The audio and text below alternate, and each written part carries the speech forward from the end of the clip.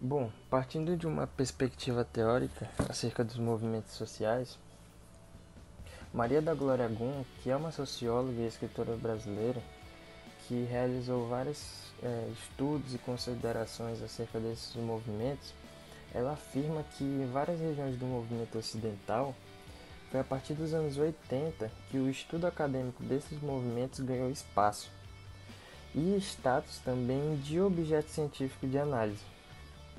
E assim eles passaram a ser alvo na criação de várias teorias. E tudo isso se deu por quê?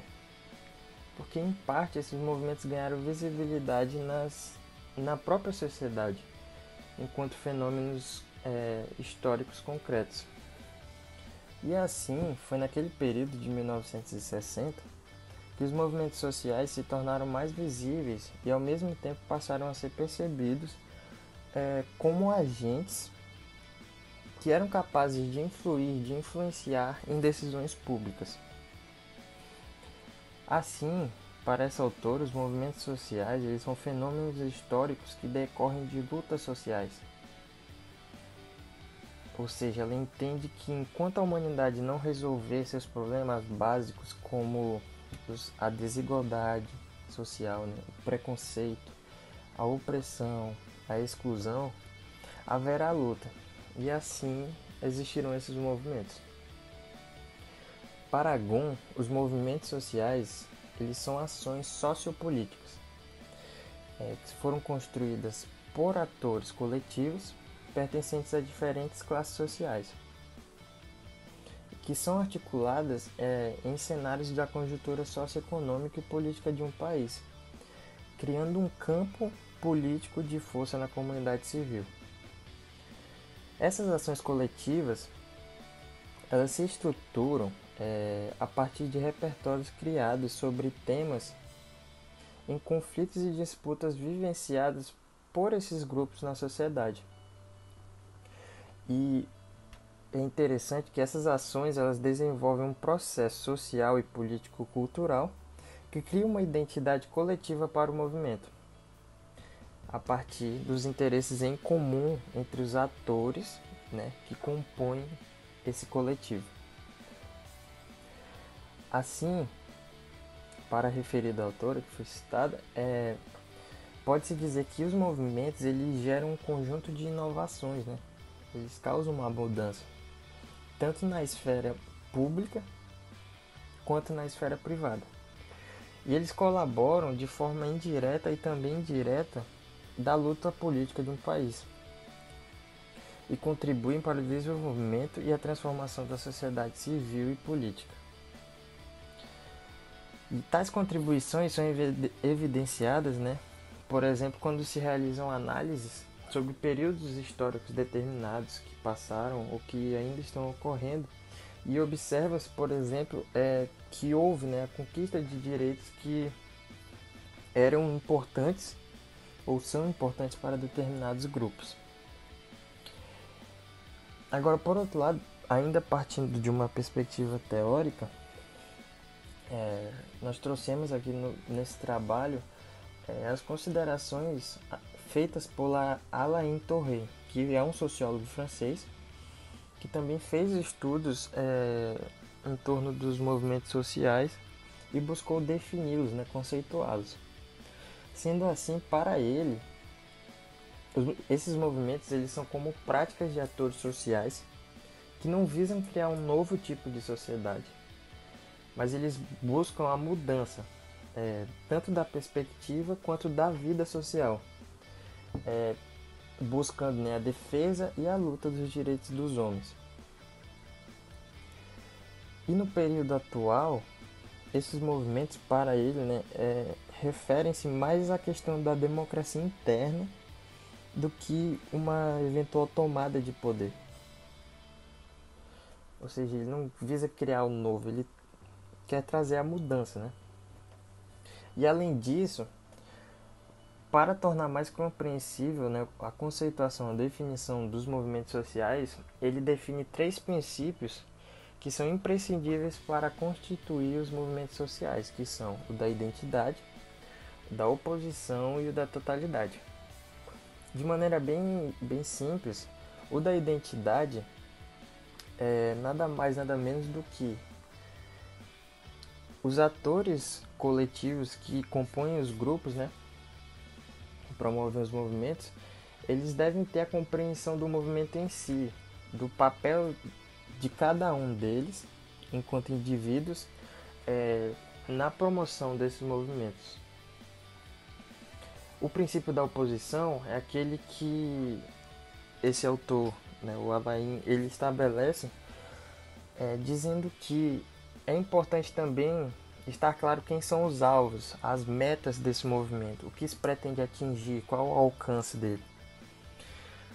E, por último, né, o princípio da totalidade, que é justamente trazer a compreensão do contexto em que esses movimentos iriam ser formados e as eventuais lutas sociais que aconteceriam. Então, partindo dessas duas perspectivas teóricas, é importante dizer e analisar, né, que os movimentos sociais eles não possuem uma definição única ou algo imutável. É muito pelo contrário. É uma questão dinâmica, porque os movimentos eles vão variando, assim como a sociedade, né? Mas de um ponto de vista genérico, nós podemos dizer que esses movimentos eles possuem uma análise conceitual ampla. Eles podem representar, dependendo dos critérios que forem analisados, né, desde a ação de grupos voltados à promoção de interesses, sejam eles morais, éticos, legais, até ações mais radicais, que visem a transformação, né, drástica, mais severa da ordem jurídica, da ordem social, como, por exemplo, mudanças nos sistemas normativos, políticos, econômicos e entre outros. Ou seja, esses movimentos sociais eles são uma das formas possíveis de mudança e transformação numa sociedade. E já quanto à figura dos movimentos sociais na criação de direitos, podemos dizer que conforme os teóricos desses ramos, né, podemos dizer que o engajamento entre os movimentos sociais com o âmbito jurídico ele se deu, né, nas últimas décadas do século XX. E foi nesse período que esses movimentos passaram a observar e a reivindicar de fato direitos, né, buscando alterações legais e passando a levar em juízo causas referentes aos grupos, principalmente no Brasil, né. Dentre essas demandas sociais, que posteriormente, né, serão mais esclarecidas pelos outros componentes do grupo, dentre essas demandas que foram levadas ao Poder Judiciário, podem se destacar principalmente, né, aquelas ligadas à estratégia identitária, ou seja, a identidade do ator social, do indivíduo. Ou seja, os grupos sociais que foram marcados por identidades sociais historicamente vulneráveis, do ponto de vista político e também do social, a partir daquela época e até o período atual, eles têm utilizado esses movimentos associados ao direito, ou seja, caracterizando a mobilização do direito. Eles têm usado esses movimentos em busca do alcance pleno de direitos inerentes à pessoa humana ou inerentes à existência de determinados grupos. Tem buscado também a vedação a tratamentos não discriminatórios e, sobretudo, tem primado, né, pela promoção da igualdade.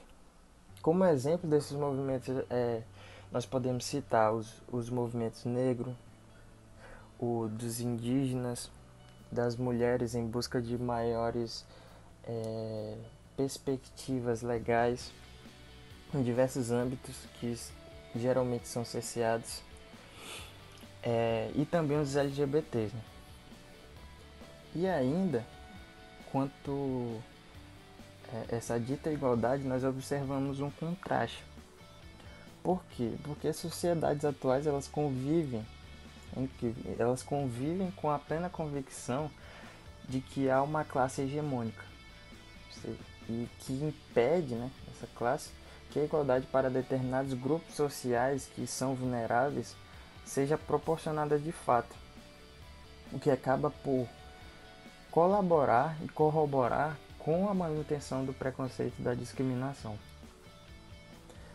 Daí nós podemos perceber a importância do campo do direito associada aos movimentos, porque a promoção de mudanças sociais, transformações sociais reivindicadas por esses movimentos podem sim serem reconhecidas e efetivadas pelo âmbito jurídico, trazendo melhores garantias, melhores condições de vida e maior respeito à pessoa humana, né, de cada ator coletivo que compõe esses grupos.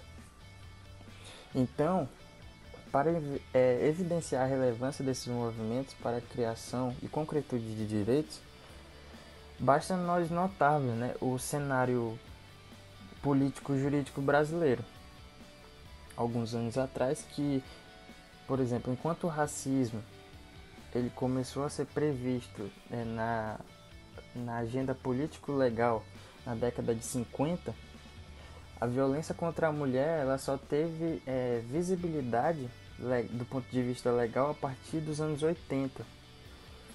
Ou seja, 30 anos de diferença. Enquanto outras problemáticas como a homofobia e a transfobia só foram enquadradas, né, partindo dessa perspectiva legal, tão somente no ano passado, em 2019. Então, nota-se, né, que a afirmativa de Hering, um jurista alemão que acho que é de conhecimento de todos, a afirmativa dele vem à tona, né, de que todo direito no mundo ele foi adquirido pela luta. E isso ainda permanece no nosso cotidiano, porque é notório que esses movimentos eles têm papel fundamental, né, na criação de direitos. E aqui eu termino a minha fala deixando um vídeo reflexivo em relação a essa temática, de Ailton Krenak, que foi o porta-voz do movimento que estava surgindo indígena em 1987 na Constituinte, né? Fez um discurso histórico que buscava, né, reverter a conjuntura política legal que era anti-indígena, ajudando, né, contribuindo para a efetivação de direitos. Os senhores não terão como ficar alheios a mais essa agressão, movida pelo poder econômico, pela ganância, pela ignorância do que significa ser um povo indígena. O povo indígena tem um jeito de pensar, tem um jeito de viver,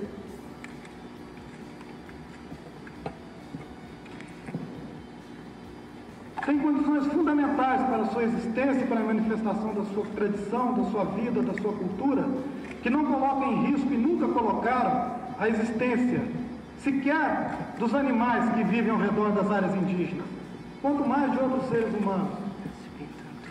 Eu creio que nenhum dos senhores poderia nunca apontar atos, atitude da gente indígena do Brasil que colocou em risco, seja a vida, seja o patrimônio de qualquer pessoa, de qualquer grupo humano nesse país.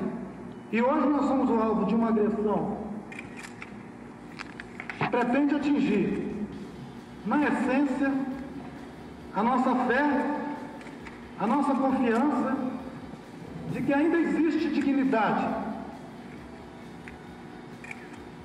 de que ainda é possível construir uma sociedade que sabe respeitar os mais fracos, que sabe respeitar aqueles que não têm o dinheiro para manter uma campanha incessante de difamação, que saiba respeitar um povo que sempre viveu a revelia de todas as riquezas, um povo que habita casas cobertas de palha, que dorme em esteiras no chão, não deve ser identificado de jeito nenhum como um povo que é o inimigo dos interesses do Brasil, inimigo como os interesses da nação e que coloca em risco qualquer desenvolvimento.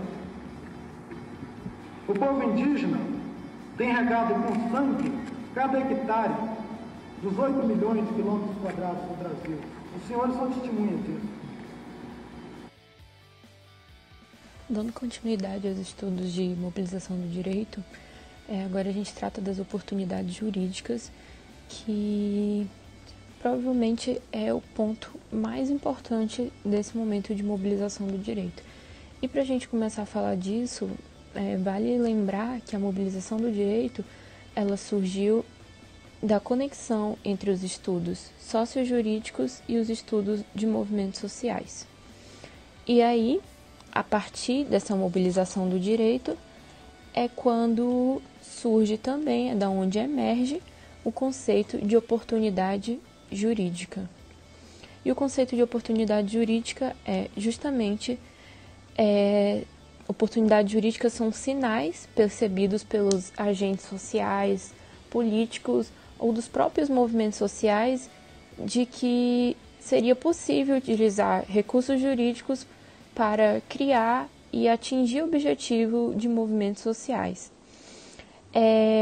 As oportunidades jurídicas, elas são um desdobramento do que a gente chama de teoria do processo político, porque primeiro a gente teve a oportunidade, ao invés de jurídica, a gente teve a oportunidade política. Desculpa pela letra. Oportunidade política, e é a partir da oportunidade política é que justamente alguns autores vão estender esse âmbito para a oportunidade jurídica. E vale ressaltar que aqui na América Latina, a maioria dos países que passaram por... A maioria dos países passou por uma ditadura militar e um consequente processo de redemocratização. Nesse processo de redemocratização, o poder judiciário ele emerge como um poder mais atuante, mais importante e justamente garantidor de direitos. E aí, nesse momento de redemocratização, é um momento que surge oportunidades jurídicas. Como assim? Surge oportunidade de movimentos menos favorecidos, de movimentos sociais organizados, recorrerem ao Poder Judiciário para garantir esses direitos. Aqui no Brasil, a gente pode falar, em 1887, do lobby do batom. O lobby do batom foi uma oportunidade política que teve na época, durante o momento de elaboração da Constituição. As mulheres viram ali um momento de se mobilizar e pressionar o Poder Legislativo para que fossem atendidas as demandas. E também um poder jurídico, uma oportunidade jurídica, pois o Supremo Tribunal ele emergiu como garantidor da Constituição. Então, até hoje, quando a lei ela não pode ferir um princípio básico que a Corte garante. E aí, Anderson, em 2005, ele buscou traçar, como eu falei, que a oportunidade política veio antes, os estudos de oportunidade política vieram antes. Então, o Anderson ele vai procurar traçar um paralelo entre a oportunidade política e a oportunidade jurídica. Essa autora, a Anderson, ela pegou as três dimensões que a gente fala da oportunidade política e tentou relacionar com questões jurídicas. E a primeira dimensão que ela trata é do acesso dos movimentos sociais ao Poder Judiciário, que é basicamente de que forma os movimentos sociais terão acesso, terão essa ligação com as cortes, porque os mecanismos do processo judicial, eles dão forma às estratégias judiciais dos movimentos sociais de diferentes formas, ao determinar que tema podem ser levados aos tribunais, que atores, na realidade, têm legitimidade para ajuizar ações e em qual tribunal cada litígio pode ocorrer. Essas exigências e regras do Poder Judiciário configuram ações disponíveis para os movimentos sociais que pretendem mobilizar o direito nos tribunais. Então, são vários pré-requisitos para que os movimentos sociais garantam esse acesso ao Poder Judiciário. E aí, a segunda dimensão que a gente tem é a configuração de poder das elites ligadas aos tribunais. Os tribunais, eles são formados principalmente por juízes. E Anderson argumenta que as perspectivas dos juízes individuais, dos juízes, as ideias, os achados individuais deles, acabam por afetar o processo e os resultados do litígio, que é aquela coisa que a gente sempre comenta, que o juiz ele tem que ser imparcial. Mas acaba que é impossível ser imparcial e essas perspectivas, muitas vezes elitistas e conservadoras, acabam por influenciar e criar essa configuração de poder conservadora, que acaba por prejudicar os movimentos sociais. E a terceira dimensão seria a presença de aliados ou oponentes nesse processo. Os aliados podem apoiar esses grupos, esses movimentos sociais, em litígios de diversas formas, tanto na elaboração das estratégias jurídicas, quanto para apresentar, para reger esse processo judicial.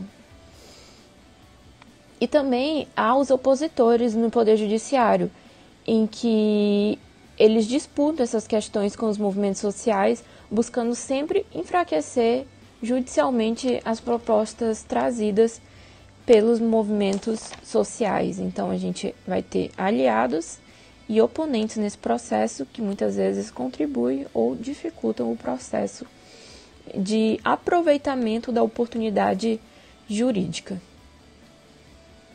E aí, em 2012, um outro autor chamado Fazio, ele vai reorganizar essa oportunidade jurídica que a Anderson criou e vai tratar, ele aprimorou, na realidade, o que se tratava de oportunidade jurídica. E aí, no primeiro ponto, a primeira dimensão que ele fala é a acessibilidade dos movimentos sociais às cortes, que é basicamente coincidente com o que a gente tratou aqui em cima, que é acesso, acessibilidade, acaba por ser sinônimo. Tratando da segunda dimensão, eles necessitam da disponibilidade de direitos judicializáveis. Como assim? Para que haja um valor real, para que tenha mobilização do direito no Poder Judiciário, além de estarem previstos na Constituição e outros tipos de lei, os direitos também devem ser assegurados por meio das cortes. Quando há um litígio, a corte tem que assegurar aquele direito que já estava previsto e tem que decidir a favor de quem o recorre. E, além disso, o sistema jurídico não apenas deve estabelecer direitos invioláveis para os indivíduos, mas também tem um conjunto de mecanismos que os tornem substancialmente executáveis. E aí, agora falando da terceira dimensão, é justamente a receptividade do judiciário às reivindicações. Nesse sentido, para que os movimentos sociais considerem as cortes como arenas valiosas de disputa, que vejam ali como uma possibilidade de garantia de direito, o Poder Judiciário ele deve se mostrar aberto a ouvir e ter alguma receptividade com as reivindicações dos movimentos sociais. E aí a gente tem uma pequena classificação das oportunidades jurídicas. Quando o Poder Judiciário facilita o litígio como mecanismo de influência dos movimentos sociais na elaboração de política pública, a gente diz que ele está sendo liberal. Mas quando ele limita, quando ele interfere negativamente nessa garantia, essa oportunidade jurídica está sendo conservadora. E para finalizar, vale dizer que mesmo quando há oportunidades jurídicas abertas, os movimentos sociais continuam desenvolvendo estratégias políticas, pressionando o poder legislativo e o executivo. Mas, por outro lado, quando os poderes legislativo e executivo se mostram bloqueados, a única alternativa dos movimentos sociais é o Poder Judiciário. Então, eles reordenam as demandas, as reivindicações para o Poder Judiciário. Então, para concluir, as oportunidades jurídicas elas precisam ser vistas como possibilidade de ação pelos movimentos sociais, baseado em tudo isso que a gente pontuou desde o início, quando a gente estava falando de mobilizações, para que seja mais uma alternativa e mais um meio de reivindicar os direitos. Muito obrigada. Ativismo jurídico transnacional e o Estado. Primeiramente, o que é o ativismo? Ativismo jurídico transnacional é um tipo de ativismo focado na ação legal engajada, através dos cortes internacionais ou instituições quasi-jurídicas, em fortalecer as demandas dos movimentos sociais, realizar mudanças legais e políticas internas, como também reestruturar ou redefinir direitos, ou pressionar os Estados a cumprir as normas internacionais e internas dos direitos humanos. O ativismo jurídico internacional pode ser visto como uma tentativa não simplesmente de remediar abusos individuais, mas também de repolitizar ou legalizar a política de direitos humanos, ao provocar as cortes internacionais ou sistemas quasi-judiciais de direitos humanos e levá-los a agirem diante das arenas jurídicas e políticas nacionais e locais. As estratégias do ativismo político internacional estão situadas historicamente e politicamente. Por que é um debate que está em pauta? Ao apresentar ideias sobre os aspectos procedimentais e obstáculos à globalização do Estado de Direito e dos julgamentos, os juristas têm abordado o fenômeno da judicialização global e litigância transnacional a partir de uma perspectiva restrita legalista. Eles têm focado principalmente na resolução de disputas que ligam com questões comerciais, adotando uma perspectiva individualista e doutrinária, que desconsidera as relações complexas entre diferentes ideologias jurídicas e relações de poder entre diversos atores jurídicos. Quando discutem violações de direitos humanos, eles também tratam das disputas de uma perspectiva individualista, pois, como se o interesse das partes em questão e os remédios buscados por eles dissessem respeito apenas a questões legais e pudessem ser separados da política e da cultura. Além disso, os juristas frequentemente abordam as cortes internacionais e as instituições quasi-judiciais ou como entidades separadas ou como instituições fundidas em uma só comunidade global de cortes em desenvolvimento. Ambas perspectivas desconsideradas o papel que as ONGs e Estados nacionais possuem como partes envolvidas nas disputas domésticas internacionais, bem como na constituição do sistema judicial e quase tanto interno quanto internacional.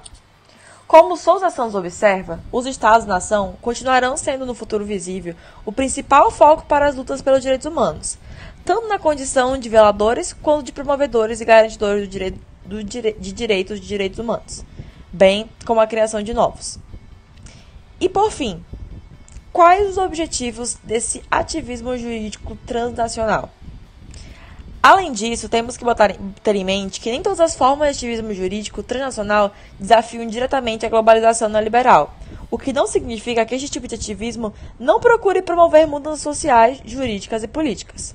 Igualmente aos interesses daqueles envolvidos em lutas em prol dos direitos humanos, as estratégias e objetivos do ativismo jurídico transnacional de direitos humanos são diversos, ligados a vários movimentos sociais que vão desde a luta de classe até batalhas contra o sexismo, racismo, repressão política, imperialismo e assim por diante.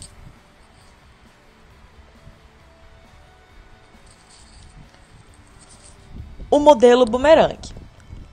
O modelo bumerangue ocorre quando há um bloqueio dos canais entre o Estado e seus atores nacionais. As ONGs nacionais pulam o Estado diretamente aliado internacionais para exercer pressão externa sobre seus governos. As políticas neoliberais adotadas por todos os partidos no poder desde o fim da ditadura militar no Brasil têm reduzido ainda mais a capacidade do Estado de implementar os programas de direitos humanos. Diversas ONGs locais e internacionais de direitos humanos têm denunciado essa situação e apresentado denúncias às cortes brasileiras. Contudo, tendo em vista que a polícia e grupos de interesses poderosos estão frequentemente envolvidos em violações de direitos humanos, as cortes locais e o governo têm evitado consertar essas organizações. Isso tem ocasionado, como já foi citado, o que Kenck e Sink chamam de modelo bumerangue.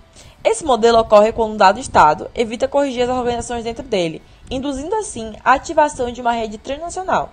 Os membros dessa rede pressionam seus próprios Estados e, caso seja relevante e também necessário, uma terceira organização a qual, em contrapartida, pressiona o Estado, que se esquivou de reestruturar as organizações que dele fazem parte. Seguindo o modelo do bumerangue, as ONGs brasileiras têm formado redes nacionais e internacionais para a defesa de causas de direitos humanos, a fim de pressionar o governo a cumprir a legislação progressiva, criar novas leis e formular políticas públicas para a proteção de direitos humanos. Desde meados dos anos 90, essas redes têm aumentado seu engajamento no ativismo jurídico internacional, mobilizando-se para assegurar o apoio de organizações internacionais, tais como a OEA e seu Sistema Interamericano de Direitos Humanos. Ativismo jurídico transnacional na Comissão Interamericana de Direitos Humanos e o Estado brasileiro. Primeiramente, o que é esta Convenção Interamericana de Direitos Humanos? A Convenção Americana de Direitos Humanos, adotada em 1979 e em vigor desde 1978, estabelece que 2 órgãos devem zelar pela sua observância: a Comissão Interamericana de Direitos Humanos, com a sigla CIDH, criada pela OEA em 1959, e a Corte Interamericana de Direitos Humanos, criada pela Convenção e em vigor desde 1963. Uma vez que indivíduos e ONGs somente podem apresentar denúncias à Comissão, o ativismo jurídico transnacional está diretamente ligado a este órgão. A CIDH é composta por 7 membros eleitos por uma Assembleia Geral da OEA. Eles não são juízes e representam todos os Estados-membros da OEA. A Comissão possui competência para receber petições contra os Estados-membros, tenham eles ratificado a Convenção ou não. Considerando que a Comissão e a Corte possuem uma função subsidiária vis-à-vis o sistema judicial interno, a admissibilidade da denúncia pela Comissão está sujeita ao esgotamento dos recursos internos pelo denunciante. Apesar da CIDH poder aceitar denúncias individuais e realizar investigações de loco, ela não é um órgão judicial e não pode proferir decisões judiciais e vinculantes. Agora iremos falar sobre o Brasil e a sua relação com a Comissão. O número de denúncias apresentadas contra o Brasil na Comissão também tem crescido desde os anos 90. O aumento do número de denúncias pode ser atribuído a processos políticos nacionais e internacionais. Desde os anos 80, governos militares e outros regimes autoritários mantinham representantes na Comissão, dando pouco valor a seus objetivos estabelecidos de promoção da democracia e respeito aos direitos humanos. Agora iremos falar sobre a globalização dos direitos humanos. A globalização dos direitos humanos e a transnacionalização dos movimentos sociais têm também contribuído para a expansão do ativismo jurídico transnacional.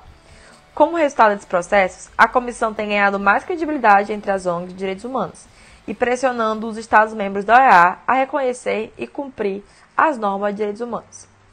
Por fim, o último tópico: o impasse do Estado Democrático de Direito brasileiro em implementar as ações da Comissão, consequentemente indo no caminho contrário ao ativismo jurídico transnacional.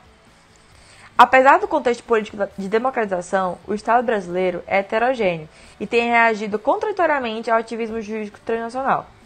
Nos diferentes níveis de ação estatal, a política de direitos humanos é ambígua e contraditória, com diferentes setores do Estado formalmente reconhecendo as normas de direitos humanos em alguns casos, negando tal reconhecimento em outros casos, e raramente fazendo cumprir as normas reconhecidas.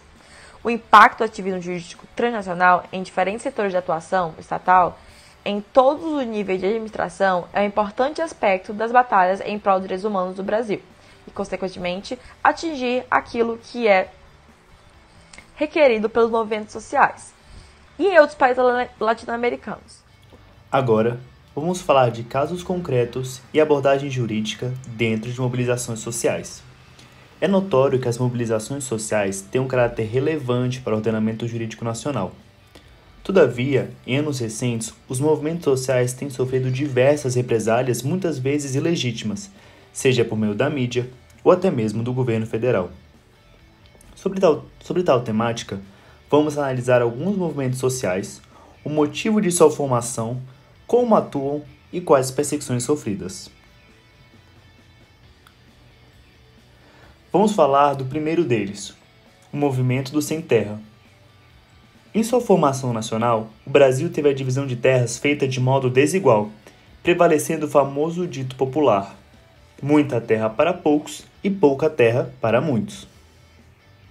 Sendo assim, em 1984, no estado do Paraná, surge o MST, Movimento dos Trabalhadores Rurais Sem Terra, o qual tem por objetivo lutar por terra, reforma agrária e mudança social no país. O ordenamento jurídico que respalda a atividade do movimento é o artigo 5º, inciso 22 da Constituição Federal, que determina que a propriedade atenderá à função social. Deve-se ter em mente que a crítica do MST versa sobre o latifúndio improdutivo e a propriedade rural especulativa. Dessa forma, conclui-se que o movimento pleiteia nada mais do que o cumprimento efetivo da lei maior. A forma utilizada para alcançar a garantia constitucional é a desobediência civil, ou seja, método não violento de protestar contra um governo opressor ou injusto. Normalmente, o modo mais usado pelo movimento são as passeatas e ocupações de terrenos que estejam em estado de abandono ou inativo. Quando se fala de perseguição, temos a seguinte frase: pessoal do MST, a hora de vocês está chegando. E a atividade de vocês é uma atividade criminosa e, no meu entender, terrorista também. Essa frase foi proferida pelo presidente da República e demonstra como a atual gestão federal trata o movimento, dificultando a reformulação do acesso fundiário no país. Além disso, ocorrem diversos ataques aos membros, como em outubro de 2020, quando o líder do movimento no Paraná foi sequestrado e morto, ou em 2018 na Paraíba, quando alguns membros foram alvejados por homens encapuzados próximo ao assentamento. Outro movimento social que ganhou notória relevância na Constituinte de 1988 foi o Lobby do Batom, uma significativa conquista feita por 26 parlamentares, em um universo de 593 deputados e senadores. Há um pouco mais de 30 anos atrás, a luta consagrou direitos como a licença maternidade, proibição de discriminação em razão do sexo, coibiu a violência na constância das relações familiares, dentre outros avanços. Na época, foi dito pela parlamentar Benedita da Silva: a nossa Constituição só pode ser chamada de cidadã porque ela foi capaz de ouvir o país e, nesse processo, reconhecer as mulheres. O cenário atual é um pouco diferente. Direitos fundamentais das mulheres são tratados como letra morta na Carta Magna. As ideias de subordinação da mulher ao homem, a objetificação e a violência de gênero tendem a retornar em virtude de inflados discursos conservadores. Dessa maneira, apesar das dificuldades, os movimentos sociais propõem uma sociedade mais justa em uma nação tão marcada por desigualdades e negligências do poder público, seja por meio da Constituição ou por meio de normas infraconstitucionais.